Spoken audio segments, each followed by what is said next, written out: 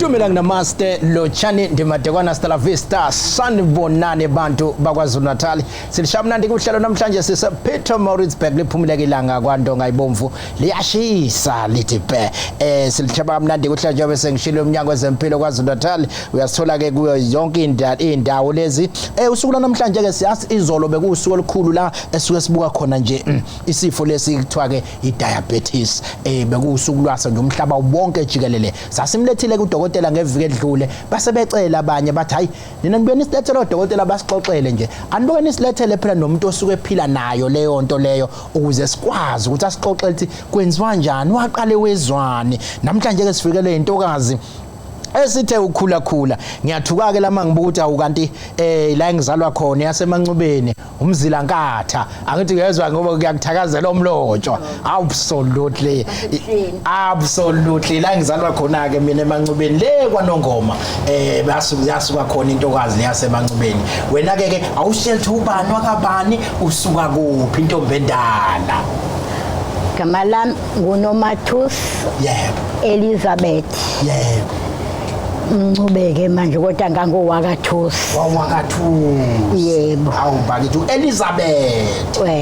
Elizabeth wawethiwa ubaba noma umama bathi kwakufika uQueen Elizabeth la hawu ngo-1947 wawusudla wena usukhona impela awubakithi udla amabele bayebesho njalo wawusudla amabele yeyibakithi manje wafika uQueen Elizabeth base bethi hayi kufika uQueen Elizabeth kwase kufika wena wawusuba uQueen Elizabeth impela mntanami absolutely manje ke lapha ke nami sengizokubiza umntanami phela ba sengathi usukhule ngalesimo sengathi futhi usungathi usuyingane manje ke umuntu omdala mawungangihlebela nje ngoba phela abanye babuthi siyalizwa izwi lona likhulile kodwa mhlambe iminyaka igijima kuphi nje mawungangihlebela nje ngicabanga ukuthi 77 manje hawu hayi cha sengihambekile impela 70 kazi mina ngeke ngibuthi ngiyofika yini nje lapha uyofika mawuhlonipha nje mawuhlonipha nje uyiphethe kahle mawungasixoxela ke ugogo usuka kuphi ngokuzalwa ngwaseSwayimani ekupholeni awubakithi khona lapha eMaritzburg la eSwayimani yebo ngase-Wartburg ngiyabona lapha kwaSwayimani yebo awusuka bakithi manje gogo isifo lesi sikashukela izolo bekusuku olukhulu lwaso umhlaba wonke jikelele sikhumbulisana sivuselelana ukuthi thina esiphila noshukela singaphila kanjani yinto esikwazi kanjani siyigcina manje abanye baye bethi masethi umuntu nginesifo sashukela ijethi ayisekuphelile ngami sengiyahamba emhlabeni kodwa ke yikho silande wena gogo ukuze ukubathatha ubabeke ngokuqonda kwakho siyini isifo sikashukela ngokuqonda nje kwakho nje mangibheka ukugula nje okuthila ngazi ukuthi kuyini yebo kodwa ke hayi khona sengihambile naso usuhambile naso sengihambile naso singiphethe manje ke wena uthole nini ukuthi ke sikhona lesifo la kuwe ukuthi nje sengikhohlwe unyaka kodwa ngathola khona eclinic yebo khona intombazana usahamba ke usister yebo usahamba emhlabeni okay kodwa uyena wangitshena wathi hawo usunoshukela ngiyabonga usunoshukela uthathaphi hawo washo ukuthi angazi ukuthi ngizothi nguthathaphi ushukela awubakithi wangaqala ke yebo ngaqala kudla lamaphilisi akhona bese bekufaka emaphilisini yebo but ke ngiyafisa nje nokwazi ukuthi ngalesikhathi uthola wazizwa kanjani umqondweni kwakho kwakwenzakalani ngathukwethuka kodwa ngafika ekhaya ngayixoxa yebo bathi hayi wegogo ngoba senginabazukulu bodwa okay wegogo uma ngabe ulalela kahle izinto abazokutshena zona eclinic uzophila ngoba ngase ngincoma ukuthi nje abantu abamsani kungithuthelisa ngiyahamba ngizofa khona manje bathi ushukela uyabulala yebo kodwa sengihlalile nawo nakho usuhlalile manje kuyishintshe kanjani impilo yakho ukuthola ukuthi usunoshukela kuyishintshe angazi ukuthi ngizothini lezi ingane zaseclinic yebo yazi nje uNkulunkulu yalenza iqhinga mntanami absolutely ngoba ngangifisa ukuba ncoma ngendlela ebengithi mangifika ngayo bethi ngelinye ilanga angafika eclinic kukubi kumina ngilethwe imonto awubakithi ngangcolisa iclinic kuthi bakithi sekuphuma yonke indawo bangithatha abantwana bayonginesa hayi lezi ngane zami ngazi ukuthi iyiphi clinic mhlawumbe iqaluza clinic awubakithi ayifuneke size bahlabela imbuzi lapha hayi ngiswele ngaswela nje ukuthi ngizobhala phi ngoba mina nginawo lamafoni abo ngathi ngabe ngiyafaka ngibabhale awubakithi ngibafake nje waze wathi omncane umfana ofunda grade 6 manje wathi hayi gogo so bhala incwadi ngcono sifake lapha esithombe lapha eclinic ngendlela nje abakusiza ngayo hawu mawungathiwa uthatha ithuba manje uyale umuntu osetshelwa nje manje ukuthi unoshukela yini ekufuneka iyeke ukidla yini onekusizile ikakhulukazi izinto ezithinta ukudla kufuneka kudla ayinto oqala nje into esithandayo thina abantu abadala sithanda inyama yebo akehliseke enyameni ethi kwehlisa kancane akehlise mina batha ngehlise nje inyama baze bangiyalela bathi angisike mangabe kuyithanga nginqamle phakathi ngidle kancane ngiphinde ngidle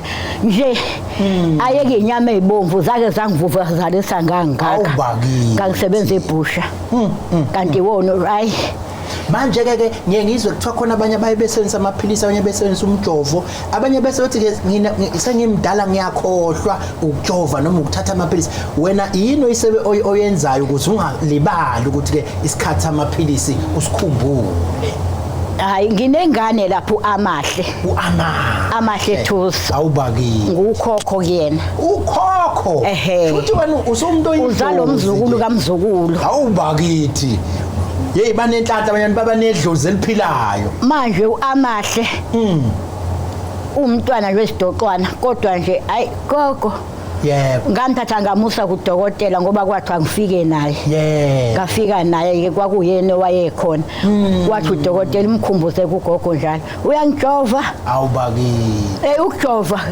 kuyasiza webantakwethu angazi ukuthi ngathini awubakithi namaphilisi mawuwalandela ngendlela uma uwalandela nokudla lokho sekukudla nezitambu yebo ngafike ngatusa eclinic ngathi bathi ubudleni kokho ngathi ngidla isitambu ngavuka ngesitambu futhi ekuseni ngijaha ukuzala bathi ugogo wayimosa siphaka kusidle kancane ke nje isitambu ngasiyeka ke nje kwakusithenga so ubone ngathi kulekelela kakhulu into yokulandelela yokuhlonipha awubakithi ngoba phela kusuke kuyinhlonipho leyo yebo uyihlonipha nawe ukuthi khumba ukuthi ngiyajova manje ngithatha iphilisi lami angidle manje ngibona ngalo nje eselilethu amahle iphilisi gogo nanti iphilisi ufundela ukuba udokotela uyambona uthi ufuna ukucula ufuna ukuba umculi izothiwa indaba kaamahle sengibabuze kakhulu bakithi awu esebe udokotela babuka nje usuyaphila nokuphilisa awe mntanami ngiyemkuze naseredeni usho uAbsalon wakho ngizibone ngamehloke namhlanje ngiyengikuze ngoba ngiyibeka la ebusuku absolutely hayi cha ungathini kumlayezo wakho nje bakithi kubo bonke ngoba phela awukhethi ushukela nabancane uyabaphatha nabadala umlayezo ongawudlulisa nje kumuntu onoshukela njengamanje ungathini kuyena kanti usubaqedile ngasekhaya awubakithi batabami onoshukela akazama ukuhlonipha nje ukulalela lapha eqaluza bakumisa kahle bakutshene kahle le ntombazane le umphathi wethu yes unomagugu lona umphathi wethu absolutely uyasho kahle athi sizana abantu bambo basizeni athi sizana abantu abami ngithi kazubana umntana wakho nami nawe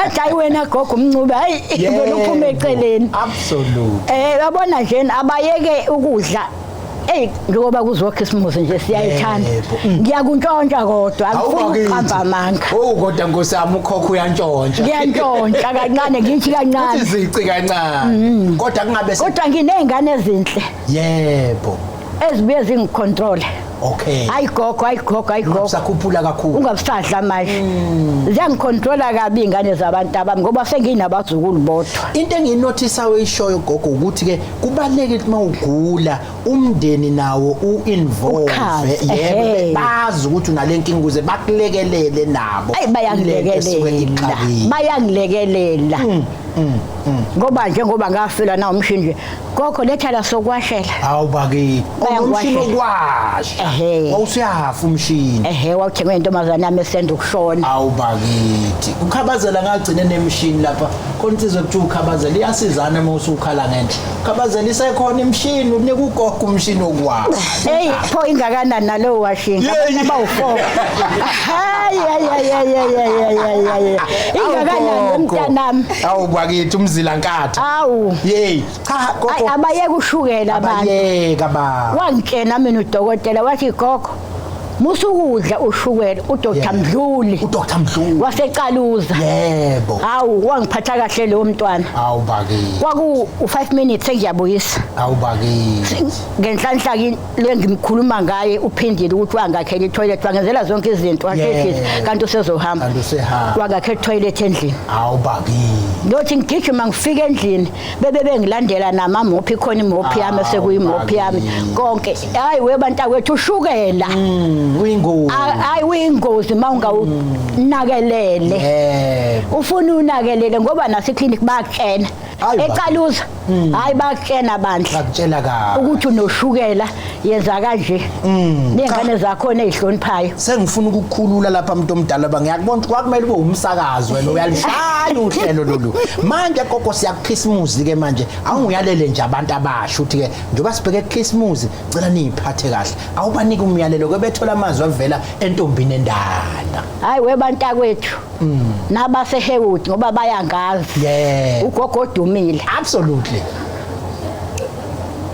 abantwana into yokuqala nje njengoba bevalile abanye baye kuhambe bedabula amashethi bagqoka ikete ezincane izona engiyisabayo ikete ezincane bese bedonsa abafana yebo okwesibili abantakwethu ngiyabancenga ukuthi bahambe baye bheka eclinic ushukela ukhethe ngishingane zelo yebo awukhethi ingane encane unomntwana omncane hambisa umntwana ayochecka umama uElizabeth Mncube Zilankatha siyabonga kakhulu Mlotshwa uneChristmas omhleke nawo awu ngiyabonga absolutely ngisho kodwa lo mfana ngombona phi kanti uNkulunkulu uyazi yena usekulethele yena ke namhlanje absolutely hayi uzozizwa ke nawe namhlanje ukhuluma lapha emsakazweni angizochitha ke isikhathi ngale kokuchitha isikhathi ngizogijima ngelide ijubane ngibheke lapha ya ku sister Nokthula Putin yabona ke Waterstone Natal le Karazia ushaya isRussia la usikhuluma zasilahle ngale kodwa ke angikubingelele siswami sawubona siyabingelela nathi babu uyaphila ukukhuluma kakhulu la sisengaphandle manje wawusuba namahloni awukhululeke ungaphelelwa amathe khuluma awusitshela kafishane ubani wakabani wenzani la eminyangweni wezempilo igama lami nguNokthula ngowakaphuthini ngisebenza njengomhlengikazi obelethisayo shuthi ngiyimidwife ngisebenza phansi kwesibhedlela iHerigwala Regional Hospital lo besikubiza ngoEdendale Hospital previously so ngiunder maternity department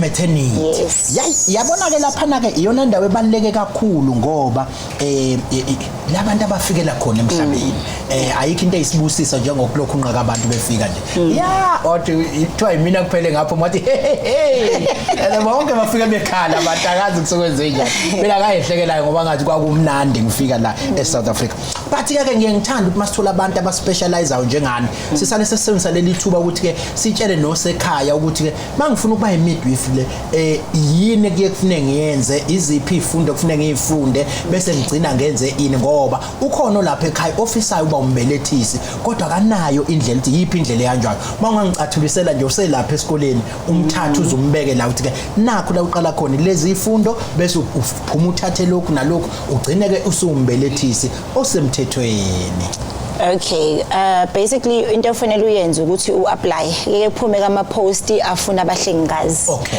So mangabe kuphumela uma post ke siyabheka ke kube page ya KZN Healthy uthole ke kuthiwe 4-year course. Okwamanje ke i-course eyenziwayo R171 which is 3-year course.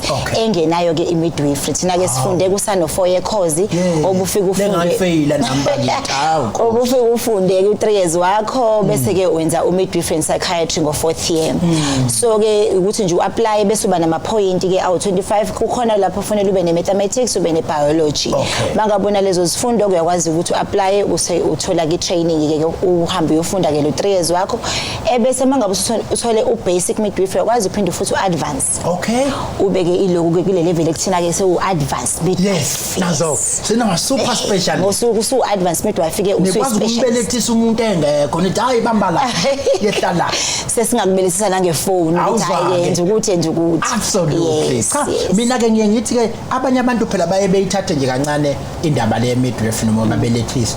Ngeke ngezwe nje nabanye kukhuluma indaba ukuthi na baye bethi mabefika eclinic kwesinye isikhathi kube ngathi mayisengena eclinic wonke umuntu oseclinic angabelethisa. Ngiyakhumbula nje nami ke mina ngangenza first year. Okay.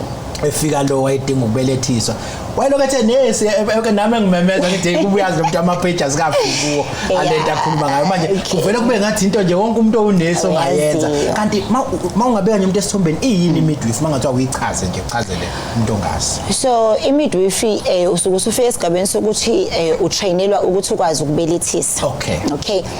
I-birth is a natural process kahle kahle ukubeletha kuyimvelo kodwa ke wena mase kuthiwa umbelethisi uzolekelela leyo mvelo wenzelani na ukuthi umama mangabe ezobeletha akwazi ukuba in a safe environment akwazi ukubeletha without ama complications. So ke mangabe usuna leso skill usukune specialized skill sokuthi usungakwazi manje ukubelethisa without udokotela. Yes. So unalento abathi independent function umidwife uyakwazi ukusebenza eclinic bakuthathe babe clinic elingena dokotela uyakwazi ukusebenza ukhipha umntwana ophilayo nomama ophilayo without complications. Uma ke mase kufika ekutheni sekunama complications uyakwazi ukumdlulisela esikhungweni esilandelayo mhlawumbe esibedlela. Kodwa kakhulukazi nje umphakathi ufanele ubheke ukuthi umuntu mase nemidwifery uba nebar angithi siba no carpet ababovu thina mase sewo sister. So mangaba sister wakhuluma sister absolutely. So uma usister no carpet onjani o maroon yes. So ke mase usune midwifery ke uzoba nebar mhlawumbe uzobonakala ngebar engazuthi green. Yebo ihlazana. Imidwifery ke leyo. Ngoba manje mawubiza lona no carpet ewodwa ongenazo lezi igaba lezi akakazihambi ngiyakwazi ukukusiza engibuyela kuleli phuzu lokuthi akusho ukuthi mawungena eclinic makuthiwa nje kunonesi lo nesi umbelethisi hayi ke ngiyachazeka mayise kanjalo mhlambe yini eyaqhuquzela ke wena uzo uthanda ukufikisa abantu emhlabeni noma kwaqondana mntu ayicha ngangiloku ngiphasa ngagcina nami nje hayi ke kuyenzeka. Okay mina ngikhulise ugogo ke ugogo wami wayekade umhlengikazi. So ke uyabona mongabe umntwana uzalwa ebuhlengikazini kunesikhathi la kufanele uvakashele esibhedlela ngoba na ugogo usebenza uphuma u7 ifune uyomlinda uphuma esikoleni. So ngile kodwa ke noyeka emergency department wengayena ku sister yena we staff nurse.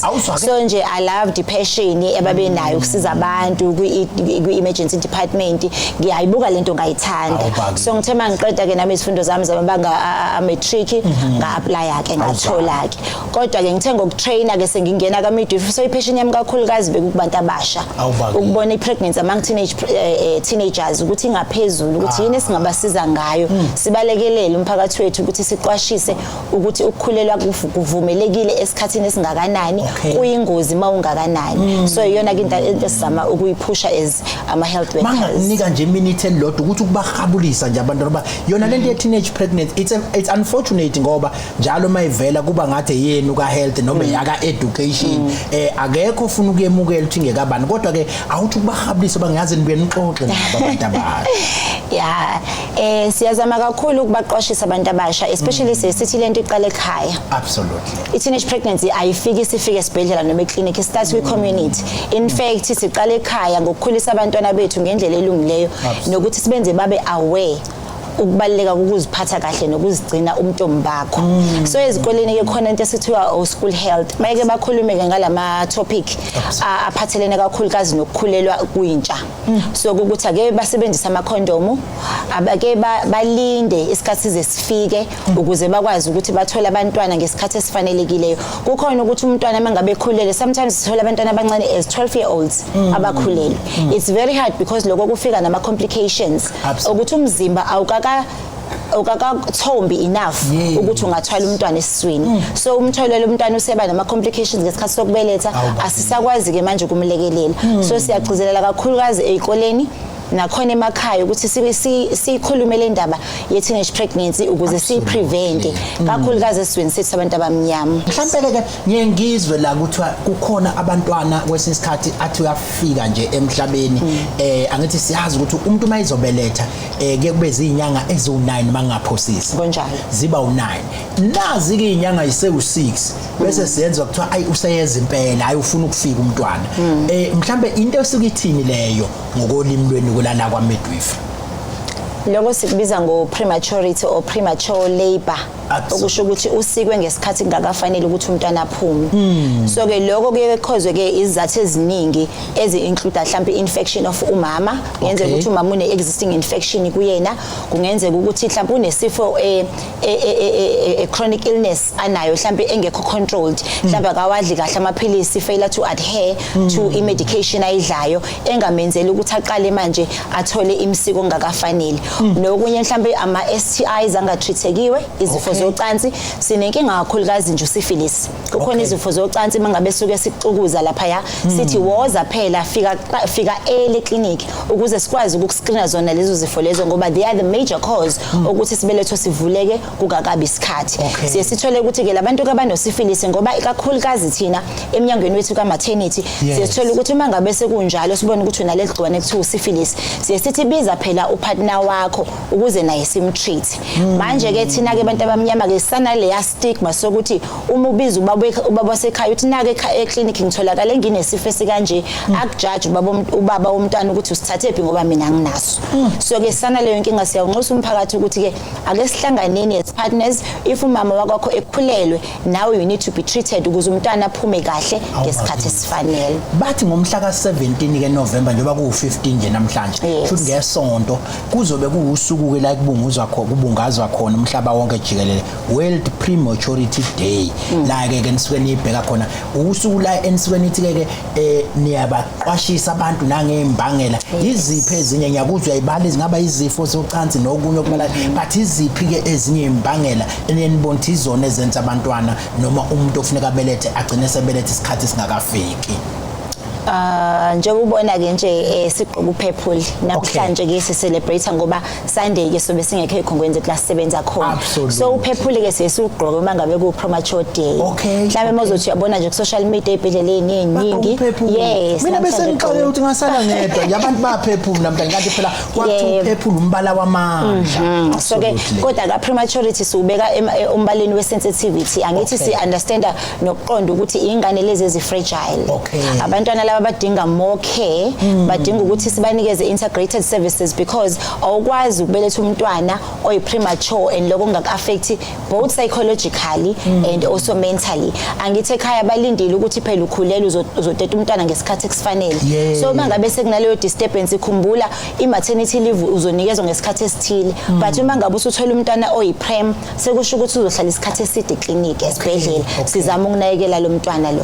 So ke ezinye zezathu bese sengiyishilo ukuthi i-infection yayicause i-prematurity. Sometimes okunye kube lento esithi ama-congenital deformities ukukhubazeka kwengane mhlawumbe ibe ingabi well formed within isibeletho. Lokho kuyashesha ukuthi ikwazi ukuvela ukuthi isheshe iziphumele njengoba bengishilo ngathi kuyindalo indalo yadala ukuthi uma ngabe unkosikazi ekhulelwe kwafika estage esithile umzimba bese uyafuna ukuthi ingane iphume.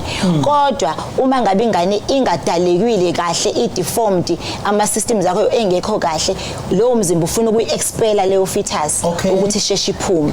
Yes. So ke ikona konke ke lokho kwekhozeke leyo prematurity. Nezinye ke izinto ke ezinatural ngenzeka ukuthi mhlawumbe uwe ushayeke angithi into athatha umntwana nomama iloko sithi umzanyana so uma ngabe uba kwe accident mhlawumbe uyawa ushayeke kabi mhlawumbe umzanyana usuyaxebuka ngithi manje kumama ngesikhathi uxebuka nje kodwa akakabi isikhathi sokuthi umntana makaphume so ke sek affect sekufunakala ukuthi ke aphume lezinye izifo ke mhlawumbe ke eziphathelene nawo ushukela kanye ne hypertension sometimes hypertension iyahamba inyuke nje bakade ngisho khona umntana othola ukuthi una 12 but umzimba akavumelekile ukuthi ube nomntwana so ngalesikhathi iqhubeka ipregnancy ne BP iyaqhubeka ngesikhathi iqhubeka iBP isemenzela ama complications asemenza ukuthi asimkhiphe umntwana in the interest yokuthi umama aphile isiphi isikhathi enisibeke nithi sona esiyisona enithi umuntu kumele agade ngaso yes so ke any delivery nje before 35 weeks si consider as premature yes so ke nje ungabeletha 31 weeks that is a premature baby sometimes uzophuma umntwana ethi 2.2 eyinsizwa impela umbona ukuthi uphelele but ama lungs akhe awakabi matured enough amaphapha akhe ukuthi angakwazi ukuphila ngaphandle khumbula umntwana osesiswini usafe mephakathi esiswini then ukuba ngaphandle because ngaphandle ziningi izinto ezibangela ingcindezi yokuthi angakwazi ukuphefumula mhlawumbe ama respiratory diseases yes so ngaphakathi is more protected that is why uthola ukuthi mesefika ngesibhedlela isingasekho indlela yokuyireverse i-delivery so what we will do sizomnikeza ama steroids uma simjova ngama steroids senzelani lung maturity kumele ukuthi amaphaphu athi ukuqina nkosi yami before umntwana aphume bese siyayisuppressa ama labor until she is steroid matured ukuchaza ukuthi kumele at least athole 24 hours engaphakathi esedlela ama steroids azokwazi ukuthi abe ne chance ye better survival ngaphandle manje ngifuna ukuchecka nje lapha ngoba ngizwe kuthiwa ingane ikhulele ebhodleleni uyena ke lo mntwana esikhuluma ngaye uye ke lo mntwana esikhuluma mhlawumbe yini yenza ukuthi ningambeki nje ayishayelwe umoya njengawo wonke phela ngoba usefuna ukuphuma phela yena ufuna ukuphila kakhulukazi ngithi ibhodlela is associated with ukufudumala so ke sifuna ukuthi masimfake ebhodleleni senzele ukuthi abe well abe ku hit ihit iyona emkhulisayo that is why ubone ngathi ama prem amaningi sineyindawo lapha ya ama ward ebhedlela ekuthiwa ika kangaroo mother care ka KMC we are encouraging ukuthi umntwana akahlale phakathi esifubeni sika mama phakathi kwamabele uyahamba wenzani uhleli la eKMC ubuka iTV uhleli umntwana la phakathi esifubeni sakhe ngalesikhathi egenerate heat umama uyinika kumntwana and umntwana is gaining weight so ibhodlela is basically that ukuthi uhleli endaweni ene heat to protect umntwana ukuze akwazi ukugain weight nami sengiqalile ukujima ngoba eyinsukwini bengisenje nami osinye seyihlobo zami lapha esibhedlela usethi ke udadenwa uyaphila ngicela usondele bakithi abaxukuza abahlala ngapha ngako nje sekunakele ke kushuthi umkhaba wami usuyabona ukuthi ngathi ngidinga ukuxukuzwa mhlawumbe ke ikhona yini indlela yokugwema ngiyabona ukuthi usichazelile kakhulu kodwa ikhona yini indlela ukuthi ngingagwema ukuthi umntwana afike premature ngiyacabanga ukuthi okuningi sibese sengikubalulile kodwa okubaleke kakhulu kukhona le program esithi Safer Conception sizama ukuthi abantu abawomama babakhulelwe hayi by mistake absolutely ake sizameni ukuthi mangabe seninohlelo nobaba omntwana ukuthi nifuna ukukhulelwa hambani nimtholampilo seduze kwakho niyoxoxa nosista ukuthi is it safe for me to get pregnant absolutely uzazi istatus sakho se-HIV uma ususazi istatus sakho se-HIV ukuthi positive zama by all means to keep viral load yakho very much suppressed sithi ke you are suppressed if your viral load is less than 50 copies per ml so ke if ukuthi ke awukho ku treatment ustart ku treatment but if you are HIV negative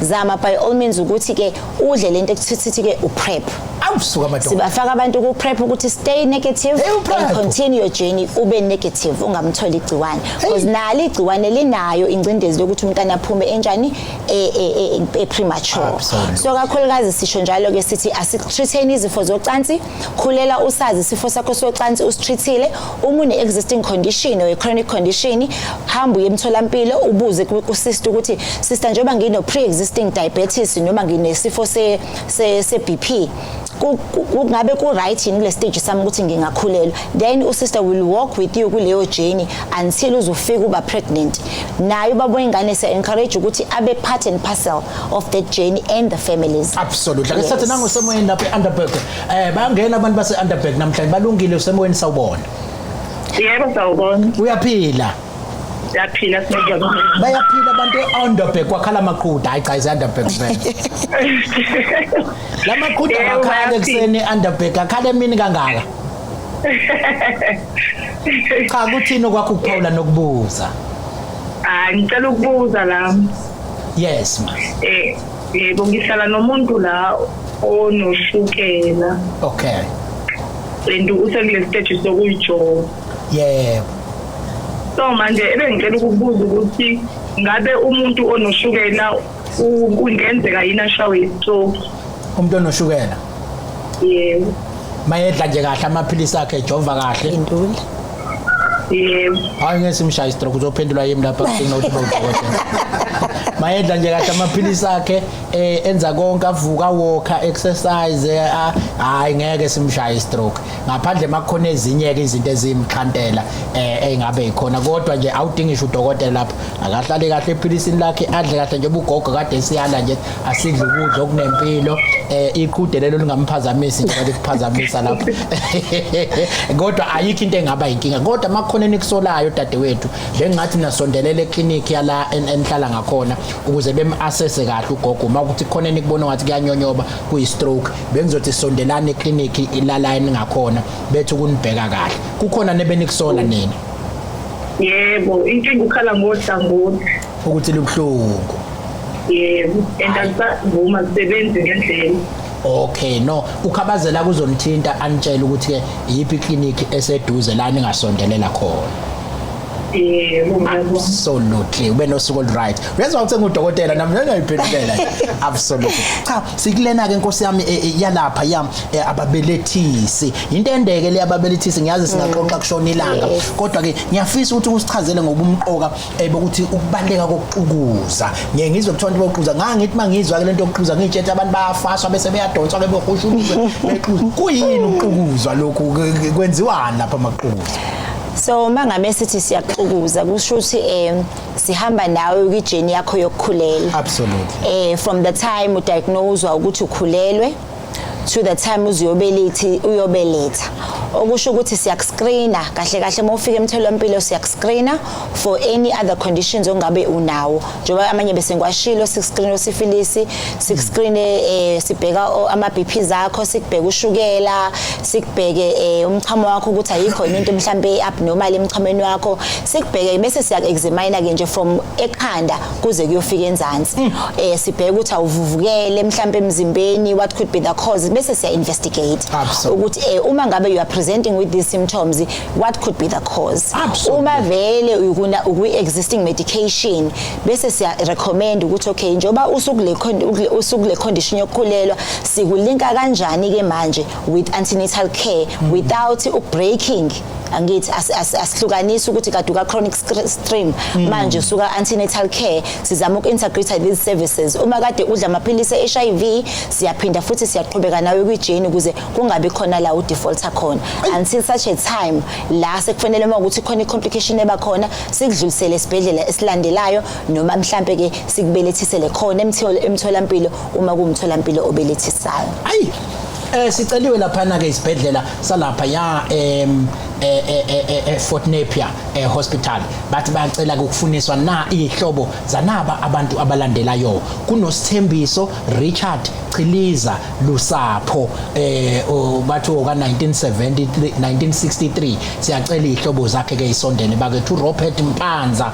ka 1958 siyamcela naye asondele lapha eFort Napier ihlobo zakhe isondele ubonga inkosi Dlamini 1966 siyacela besondele Nkosi yami ihlobo zakhe lapha eFort Napier ubhekisisa Gumede naye 1973 sicela ihlobo zakhe isondele lapha yana Bongani Thabete naye futhi oka 1973 bakithi siyacela bakithi bayakhohlekwa labantu baka 1973 siyayifuna ihlobo zabo uGudion noma uGideon Rulumeni noma Hulumeni 1956 uyafuneka ihlobo zakhe Nkosi yami ngeyifike lapha eFort Napier zizombheka sewafika nje washiwa lapha ya wasala kanjalo nangu noMohammed Said bathi oka 1959 siyacela ihlobo zakhe bakithi zifike zizombheka lapha eFort Napier no Alan Pizza noma Pizzer ngiyongixolela mangasisho kahle isibongo sakhe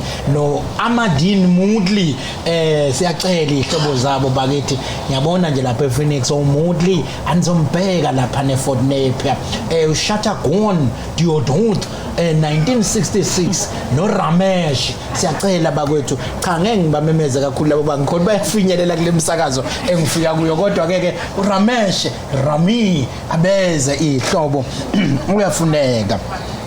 Right, ikhona ke into isikhathi esingasekho ngakumina ngiyafisa ukungithathe through ngoba into le yabantu abaphila negciwane lengculazi sesitholile sekhona U equals U lama uwadla kahle amaphilisi okugcina seningasabonakala emzimbeni ongathi noma usuyotesta sekungazi ukuthi kuvela ukuthi ngathi alikho emzimbeni kanti selikwazi ukuthi lichoboshiseke ngalendlela ukuthi alisaveli okwenza ukuthi akwazi umuntu ukuthi akhulelwe aphinda abelethe umntwana ngale kumsulisela ngegciwane mhlambe ke ungathini umlayezo wakho ngaphansi kwalokho ukuthi ke bagqugquzelana bewadle kahle amaphilisi ukuze bengayitholi sebedlulisela kumntwana bese ungenela nakuleyo obisi ukuthi laba basuke bencelisa yini ebalekile ukuthi mawukuthi ngiphila nesifo sengculaza ngingalenzi iphutha.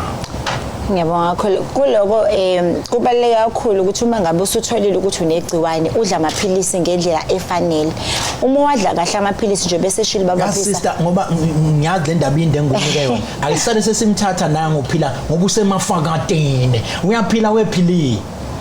Yebo siyaphila njani? Ngiyaphila banjani abantu emafakatini kuba ukho emafakatini bengeke ngufaka ngithanda nje lento emafakatini. Yebo. Niyaphila emafakatini? Yebo siyaphila. Akupha amafakati? La eduze naseMaritzburg. Yebo. Cha kuthini kwakho ukubuza nokuphawula? Ngithi bengisacela ukubuza ukuthi mangabe uzoya cansini nomuntu onamathumba uyakwazi ukukuthelela. Uzoya kuphi naye? Ocansini. Oh yes. Maye nethumba nje umuntu uyakwazi ukukuthelela manje ocansini. Yebo bese ngicela ukubuza umbuzo wesibili. Manje ngicela ulibuza leli thumba lilapha ekhwapheni noma lisekhanda likuphi kahle kahle nakho mhlambe noma bese ebakhwapheni. Yebo hayi cha likude leli thumba kodwa ke ngiyela abakuyele esikoleni uthini osibili umbuzo. Wesibili ngicela ukubuza ukuthi mangabe mhlambe unoshukela wehle emzimbeni uyaphinda yini ubuyele emzimbeni wakho? Mawudla kahle nje amaphilisi akho futhi ujima kahle yonke into uyenza kahle. Yebo ngiyabonga noma uyawayeka awuwadli kahle amaphilisi ngizama ukuthola phela ukuthi uzobuyela nje uwenza kahle lokho abakuyalele kona odokotela. Yebo ukwenza kahle. Hayi ke mawukwenza kahle uzobuyela mntanami kodwa ke bazokuphendula ke nabo onesi nodokotela la so ithatha kodwa nenamba yakho ngoba ngenze ethi imibuzo yakho eminye sikwazi ukukunika nochwepheshe abazokwazi ukuthi bakuphendule kahle mawukuthi ke laba ngoba bebezele ezinye izihloko la bengeze ukwazi ukuphendula kodwa lalela ke moyeni nanka amathumbu ngizonika nje nonke ngoba ngiyazi neyingcwepheshe mina nje manginethumba lekhwapheni bese ngiya nomuntu ocansini ngizomthelela ngethumba ungithi umbuzo usho njalo. Kungenzeka umthelele kungenzeka ungamtheleli kungadependa ukuthi lelo thumba lakhe unayo ini systemic infection. Okay. Mayine infection ekwisystem yakhe uzokwazi ukuthi amthelele upartner wakhe. Absolutely. Kodwa if kuyi infection nje superficial ngoba akukho kwi private part ngenzeka angatheleleki. Kodwa siya advise nje ukuthi umuntu meqale banethumba isign ukuthi kune infection somewhere zamani ukuyi protector ahamba yo treater nizoba neshow ukuthi use right bazosho eclinic mabedinga upartner bazosho futhi makugula yena yedwa bese bephinde baqhubekeke babuyele benze ngendlela kade bejwayele ukwenza ngayo. Lokuphendulayo kumphatho omkhulu wesibhedlela saseGiletown uyabona nje ukuphendula uyasho ukuthi uwazi ngisho emotuary kwenzakalani uphethe yonke into lapha nethumba uliphethe but ke ngiyayithanda leyo show ukuthi kwaqala kwanethumba zama ukuthi usondelele eclinic uyothola ukuthi ngabe yini imbangela ba so sekusho ukuthi khona okuthile okungahambi kahle egazini kahle ngiyajabula ke lapha dadewethu khona nawe take yakho ngethumba noma ufuna ungena kule yesibili yakhe. lena ubethekeke ushukela leyo nakho uyibona uyancipha useyawadla ude amaphilisi kahle uyokaphinda khuluphaleni uthi ufuna ukubuyela futhi abe isidudla bakini. Ngiyacabanga ukuthi umphendule kahle amaphilisi amothi mayidla kahle amaphilisi and evakashele emtholampilo ukuze ahambe. Kubalekile ukuhamba kwi-journey yakho no sister wakho osuku umthola emtholampilo ngoba ila uzothola khona i-advice and ko sister bayakurefer kuma dietitians or nutritionists ukuze ukwazi ukuthi ikuphi ukudla okufanele ukudle kuphi ufuna ukugweme ikuphi okuzokwenza ukuthi ugain iweight ikuphi okunjani. Impela nami ngiyengizwe nalaba nje yabona khona la uthothi uya exercise ufuna ukuncipha emzimbeni baye bethi ayikho into ebaluleke njengento oyifaka emlonyeni iyona edeterminayo ukuthi uzokwazi yini ukuncipha noma uzokwazi yini ukukhula uye la ofuna ukuya khona. So kubalekile ukuthi ukudla okudlayo ukalelwe ukuthi kudla kuni kufuneka ukudla emzimbeni wakho akhona kama dietitian nalabo balekelela ngento zokudla ema-clinic ethu naseyibhedlela bayakwazi ukukulekelela ngento enjalo. Mawufuna ukukhuluphala bekulekelela ukuthi ukhuluphale mawufuna ukuncipha bekulekelela ukuthi uncipha. Yabona nje sikwenza imfilishi nje mfivo wehle wenyuka siyakwazi ukwenza konke lokho ezibhedlela zethu. Cha sengizokuvala lapha Nkosi yami awungithintelele yobisi ukuthi umzali oyithole nesifo mhlambe sengculazi sekumele ke encelise umntwana yini kufuneka eyiqikelele. Okay, njengoba kade bengisasho ukuthi uma ngabe usunegcibane lengculazi uma wadla kahle amaphilisi uyakwazi ukuthi kufikelele la sithi khona i-viral load yakho isinalo to lower than detectable limit ayisa record okuchaza ukuthi umntwana lapho ngeke uzumthelele kodwa kuhambisana ne-lifestyle. Uma uncelisa kumele usiqikelele ukuthi umntwana uyamnikeza phela inevarapin kukhona umuthi unikezwayo mangabe udischarge esibhedlela mangabe uncelisa abakutshela wona ukuthi uzomnikeza umntwana until uze uyeke ukumncelisa. Kodwa uma ngabe umama positive to HIV uyacheckwa ngithi umntwana ukuthi akathelelekanga yini lokwesithi uPCR at birth. Uma ngabe kubonakala ukuthi ke uthelelekile sesiyambeka kunevarapin useqaliswa ke i-treatment ama ARTs lawa alungele umntwana. Kodwa nje uma ngabe upositive HIV umama uyakwazi ukuthi uncelise awunankinga as long as you keep i-viral load yakho iphansi ulala mangabe ukufanele uhlangane nobaba bomntwana you are using protection because khumbula phela konke okwenzayo uthelela bani umntwana. So i-lifestyle oyiphilayo iyena ozodetermine ukuthi umntwana uyatheleleka noma cha. Yazi ngiyakubona umuntu awungaba futhi umfundisi kodwa ke ithini kumlayezo onganginikela nje abantu bonke Nkosi yami abakhulelwe njengamanje nangomnye uthole last week une stress akakazi uzotshela muphi baphinyana bakhe nangomnye mhlambe uyabona kuningi nje kuyenzeka. Uthini umlayezo wakho ongawunika abantu abakhulelwe njengamanje ijeni yakho? Okubalekile nje engakusho ukuthi ivakashela umtholampilo oseduze nawe. I-information eningi uzoyithola khona hayi lokho esikufunda ko Google nobani. Okubalekile okusebenzela omunye wena ngeke ukusebenzele. So uma ngabe washeshe wathola ukuthi usukhulelwe woza phela emtholampilo sesi encourage ukuthi ukuzani before 12 weeks okusho ukuthi before 3 months woze emtholampilo la uzothola khona ukuscreenwa kahle uphinde usheshe ukwazi ukuthi udluliselwe esibhedlela noma ikuphi la uzothola khona usizo lo-advance. So ke siya encourage nama families must be involved kulento ye-pregnancy because sometimes uthola ukuthi umama usenengcindezi yokusha ekhaya ukuthi ukhulelwe ngoba ubekade engaplananga. So uma ngabe usutholile ukuthi ukhulelwe siyayicela i-support kakhulu from the partner and the family ukuze bahambe naye kwi-journey ukuze akwazi nokudisclose uma khona isifo sesitholakalile noma ngabe i-HIV akwazi angabe sefihla amaphilisi ukuthi kuthiwe nge-HIV positive because lokho kuzo-affecta nomntwana. Mhlawumbe ne-message ungayinika amajita lawa avela anyamalele uma uyakulela umuntu uthini nakuwo bakha phansi labantu angazi bakenwe yini. Siyacela Nkosi yami letha nje angishilo nje ukuthi ijeni yomuntu okhulelwe ayiphelile nje kuyena isuke ingaqalanga ngaye yedwa. So siyacela abantu besilisa please because uthola ukuthi umama ngesikhathi ehamba usefuna ukusikhipha nalesi sizwe noma isekhulile ingane useyilahla noma ikuphi because ayikho support. Siyacela i-companionship noma umama esezobeletha simphelezele akeza azoyibuka selebhawoti kuvulelekile uyakwazi ungena ubaba bomntwana simnikeza isitulo abambe ubaba wengane cha u2024 siya ku2025 ubaba bomntwana uvumelekile siyamngenisa ngesikhathi esikwa enama labor pains ubaba bomntwana uyambrasha la ngemuva uyamreassure uyashora nomntwana kuphuma a nice bouncing baby. Cha lapha neMelika kuthiwa kwaye kwaba nalomshini lo okwazi ukudlulisa izinhlungu ukuthi makuthi nje xoxiswana ethi zibuye kowesilisa inhlungu zabuya ke kwenye insizwa yayithatha inhlungu kwakusho ukuthi mase go 15% sayikhala insizwa yihayi yeah sekubhlungu fiwe lenye insizwa yafika yamukela nje inkosi yami yangathatha lutho yathanyusana ayikho insizwa yakafika ku30 kwakuthi mase ko 25 ngibona ngathi hayi cha isekugcineni insizwa enye ke yalokhu ithenyusana kwafika ku 50 athi ayifakani 70 kwaze kwa 100% cha wayibelethela nje inkosi yami udadewethu ngale kweinhlungu mabe bafika kodwa ekhaya ke bafica ugadini laphana omele esihlahleni laphana eqinile kwangazeka ke imbangathi kwaba yini sizodlula ngejubane manje siye lapha ku CEO ukuthi ke singene uDabeni laphana udaba olukhulu CEO wasiphendela esikhulu sicela uintroduce usithethe ubani okwabani.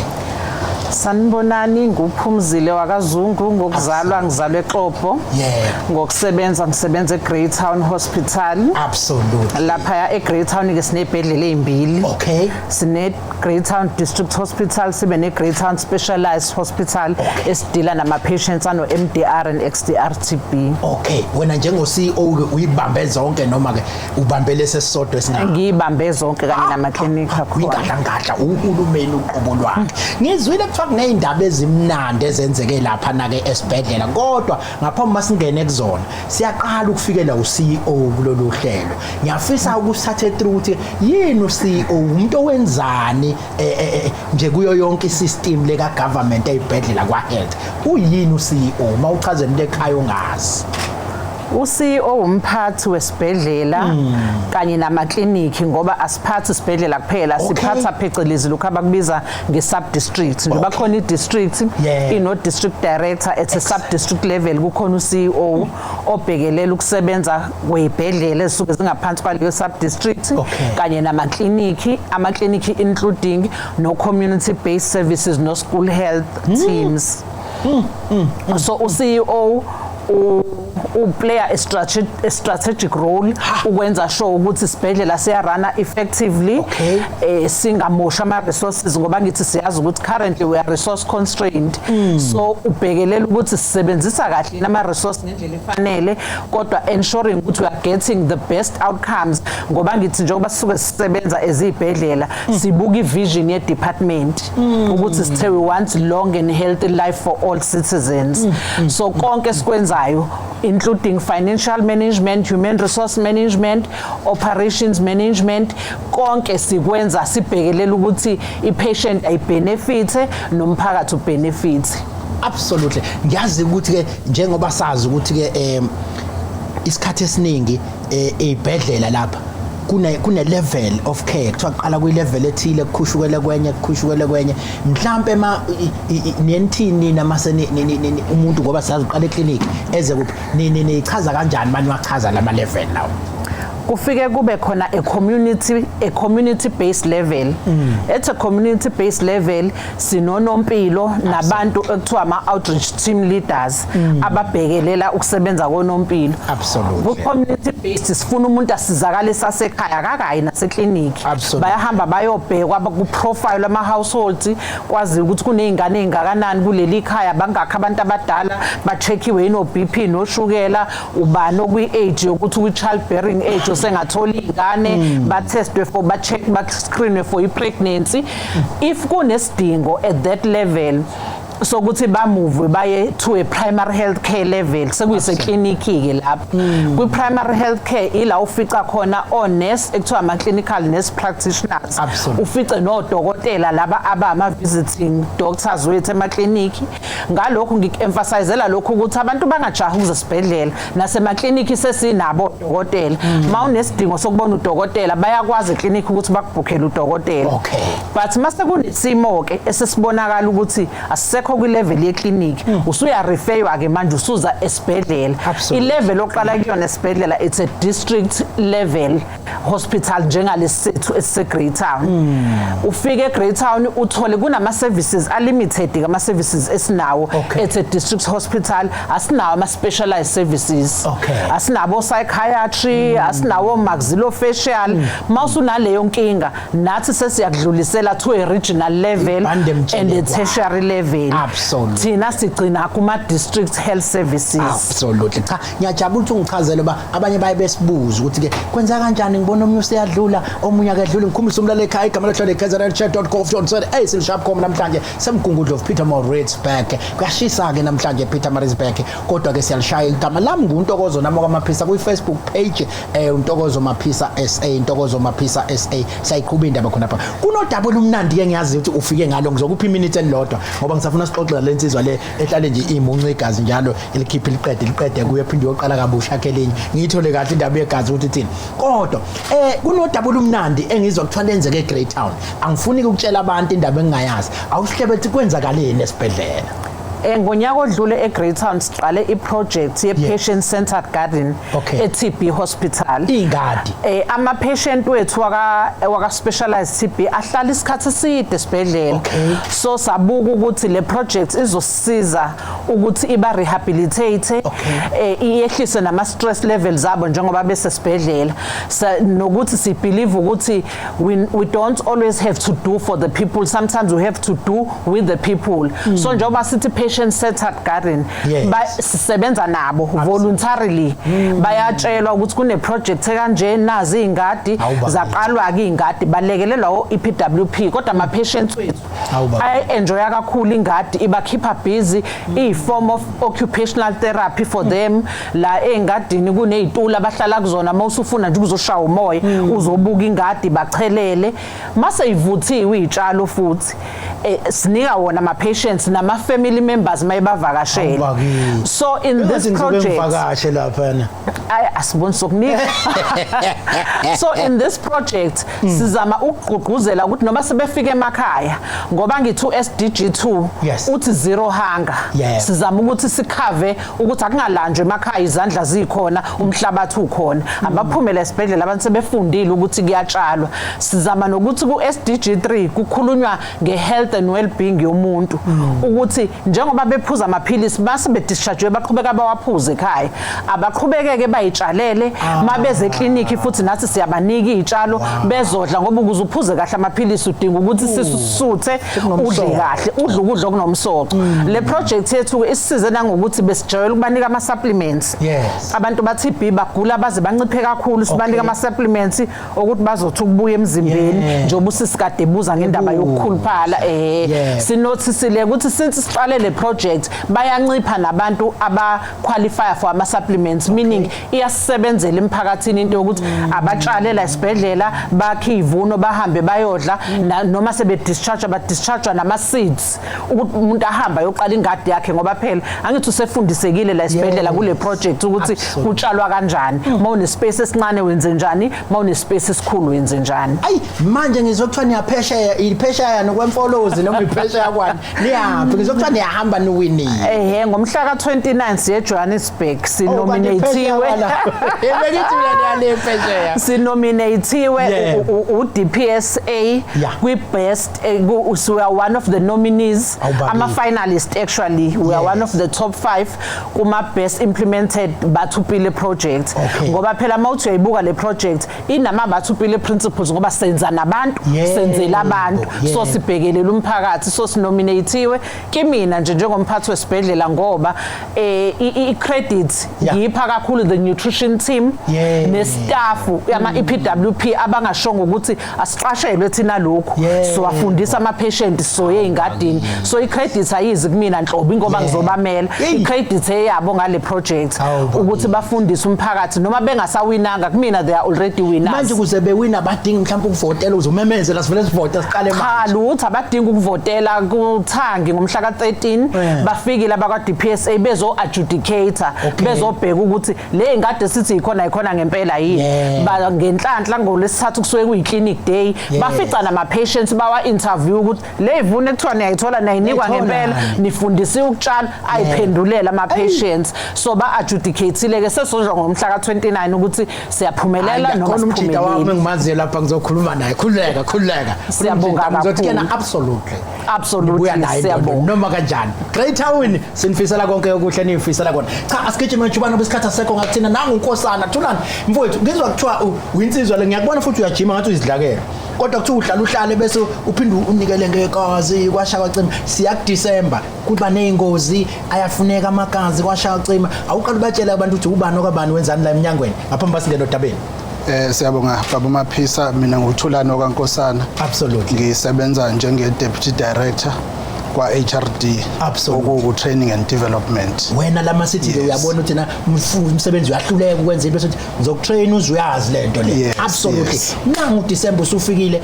ingozi iningi sesizokuthiwa sekushoda igazi sekuphela igazi but wena udlala indima ekuthenini kube khona umuntu ozosinda ngenxa yakho ngoba uyanikela ngegazi awusathe kubaleke ngani ukuthi ke sihlale sibe abantu abambe unikela ngegazi kunjalo baba Maphisa nami ngelinye ilanga ngangiyomunye wabathanda ukungayizwisisi kahle leyo kunikela ngegazi kodwa ngenxa yokubona ukubaluleka ngenxa yokuthi kunabantu abasesibhedlela aba-admithiwe abanye bashodelwa igazi emzimbeni abanye ngenxa yama-procedure kufuneka enziwe kufunakala igazi bese nanokuthi mawubuka eSouth Africa sine-problem yey'ngozi ikakhulukazi njengoba kuzoDisember so akudingi ukuthi kuze kube umuntu wakini oba sengozini kuyima ubona isidingo sokunikela ngegazi so nami kwangenza ukuthi ngisithathe isinqumo sokuthi noma kuyinto engelulanga ngoba phela ithinta igazi nokuhlolwa kwalo uyazi baphinde belicheck futhi phela kufanele balicheck ngoba manje uthola nokutshela lapho ukuthi hayi ziyakhala